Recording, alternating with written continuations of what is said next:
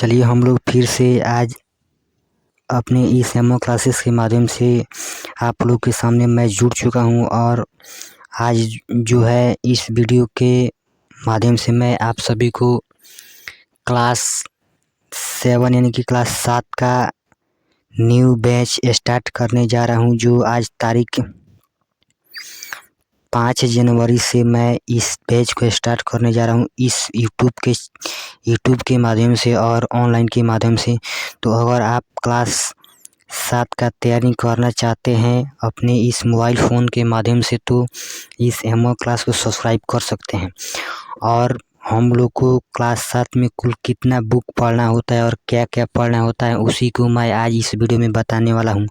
अगर आप लोग क्लास 6 में हैं और इसके बाद आप क्लास 7 में प्रवेश करने वाले हैं तो आपके लिए ये वीडियो बहुत ही महत्वपूर्ण है। आप इस वीडियो को अंत तक जरूर बने रहें। देखिए, जो भी स्टूडेंट क्लास 6 में हैं और वह अगला क्लास में इनकी मार्च जो आएगा उसमें उस टाइम वह क्लास 7 में प्रवेश कर जाएंगे, तो उनको क्या होगा कि क्लास 7 का सिलेबस को पढ़ना होगा, समझना होगा। उसके बाद ही आप क्लास 7 में पढ़ने लायक हो जाइएगा।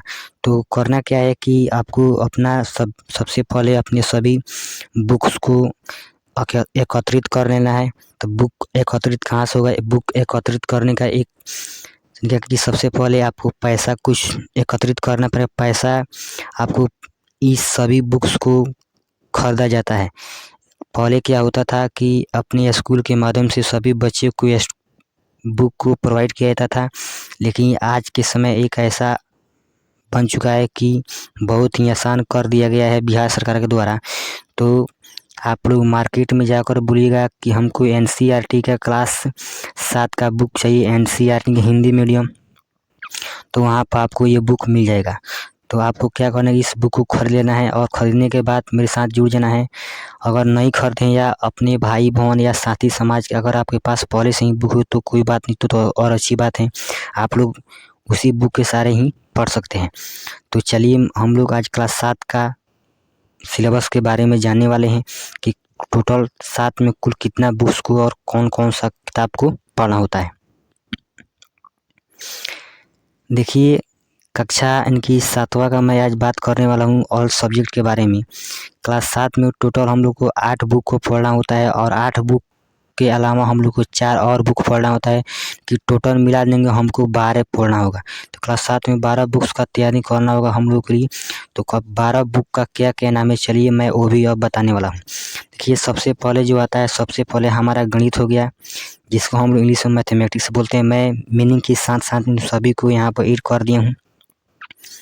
उसके बाद हमारा विज्ञान आएगा, तो विज्ञान को हम इंग्लिश में साइंस बोलते हैं। उसके बाद हमारा हिंदी चलाएगा, तो हिंदी को इंग्लिश किस प्रकार से लिखा जाता है वो भी मैं यहाँ पर कोष्ट में लिख दिया हूँ। आप लोग समझ सकते हैं कि कैसे किस प्रकार से लिखा जाता है। अगर आप लोग इस क्लास 6 तक अच्छे प्रकार से पढ़े होंगे तो आपको जरूर इसको समझ में चलाएगा। तो हिंदी जो होता है क्लास 7 का वह होता है किसलय, किसलय को ही हिंदी बोलते हैं। उसके बाद हमारा संस्कृत आता है, संस्कृत को इंग्लिश यहाँ पर मैं लिख दिया हूँ और संस्कृत को अमृता के नाम से क्लास 7 में जाना जाता है। तो क्या होगा, हमारा अमृता हो गया संस्कृत। इसके बाद 5 में आता है हमारी दुनिया को भूगोल बोला जाता है, इनकी इंग्लिश में इसको ज्योग्राफी के नाम से जानते हैं। तो हमारी दुनिया भी हम लोग को क्लास 7 में पढ़ना होता है। उसके बाद आता है लोकतांत्रिक जो है, लोकतांत्रिक को हम लोग पॉलिटिकल साइंस बोलते हैं कि पॉलिटिकल साइंस को हिंदी में क्या बोलते हैं, तो लोकतांत्रिक। इसको भी आप लोग को क्लास 7 में पढ़ना होता है।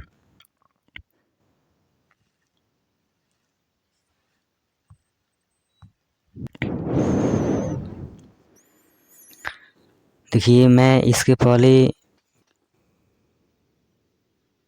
जो टाइपिंग में गलती कर दिया था उसको मैं सुधार दिया हूँ। देखिए, 5 नंबर में आता है हमारी दुनिया को ज्योग्राफी यानी कि भूगोल बोलते हैं। उसके बाद 6 में चलेगा हमारा अतीत से वर्तमान को हिस्ट्री बोलते हैं। और उसके बाद 7 में आता है सामाजिक, आर्थिक एवं राजनीतिक जीवन, जिसको हम लोग पॉलिटिकल साइंस बोलते हैं। उसके बाद हमारा लास्ट नंबर पॉइंट है कि रेडियंस जो है इंग्लिश को बोला जाता है और इसको हिंदी अंग्रेजी होता है। तो इसी क्लास 7 में इसी 8 बुक को हम लोग को सिलेबस के साथ पढ़ना होता है और क्लास 7 में टोटल 8 ही बुक को हम लोग को किताबें यानी कि जो किताब हम लोग को खरीदते हैं वो किताब जो है क्लास 7 का टोटल 8 ही होता है।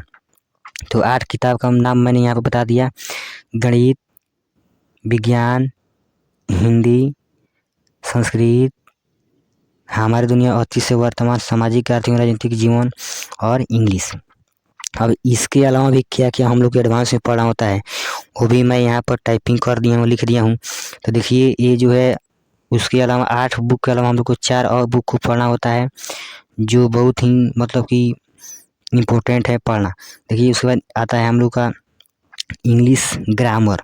जो इंग्लिश ग्रामर का बुक होता है वो भी पढ़ना होता है क्लास 7 में। उसके बाद इंग्लिश ट्रांसलेशन को भी पढ़ना होता है।